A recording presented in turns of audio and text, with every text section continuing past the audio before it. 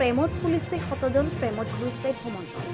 প্ৰেমে নামানে উচ্চ নিচ, নেমানে কোনো জাতিটোৰ প্ৰেম হেনো স্বৰ্গীয়। প্ৰেমত আত্মহাৰা হৈ ৰজাৰ জীয়ৰবোৰ লগোৱাৰ সৈতে পলাই যাবলৈ বাধ্য হৈছিল। সুন্দৰী যুৱতী বিচাৰি সাংবাদিকে ঘূৰি ফুৰিছে বিদ্যালয়ে বিদ্যালয়ে। কিন্তু সুন্দৰী যুৱতী নাপাই এইবাৰ সৰস্বতী পূজাত হাজোৰ পৰ্টেলৰ সাংবাদিক জাহাৰুল ইছলামে পলুৱাই লৈ গ'ল এগৰাকী কন্যা শিশুৰ মাতৃ।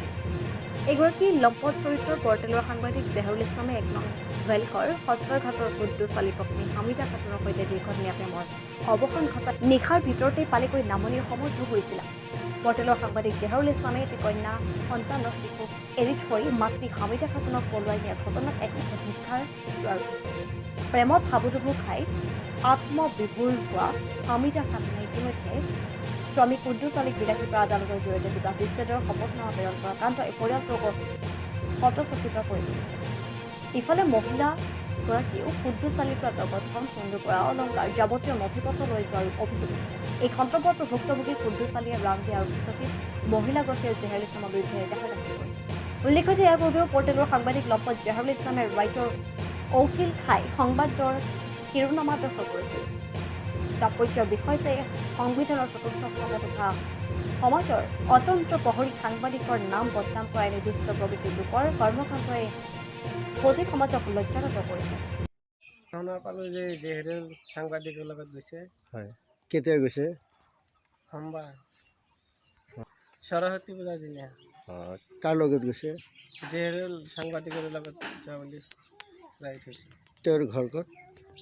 বাদালপাৰাত পঞ্চায়তৰ ওচৰত। হয়, নাম হামিদা খাতুন।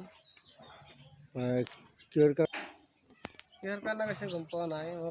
মোক আৰু মোৰ ছোৱালীক মই দোকানত যাম আৰু ছোৱালীটোক কৈছে তোমাক খুৰাৰ ঘৰত লৈ যোৱা। যাব খুজি আছে, তাক ঘৰত লৈ যোৱা।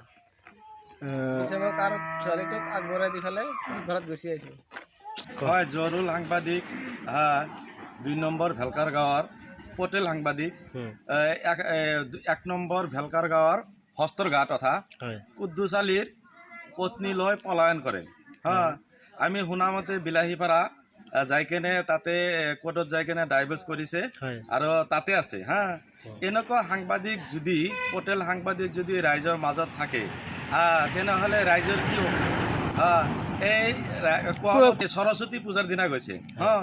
এনেকুৱা সাংবাদিক যদি থাকে, সাংবাদিকে কোৱা হৈছে চতুৰ্থ স্তম্ভ। সেনেকুৱা যদি চতুৰ্থ স্তম্ভ যদি ৰাইজৰ মাজত থাকে, ৰাইজৰ কি হ'ব?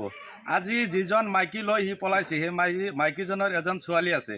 মাইকীজন অথচ 10 বছৰ হ'ল বিয়া হৈছে আৰু সি এজন ডেকা ল'ৰা হৈ কেনে সি সাংবাদিকতা কৰি কেনে পটলৰ সাংবাদিকতা কৰি কেনে সি এজন মাইকী মানুহ লৈ পলাই ল'ব লগা হৈছে। তাৰ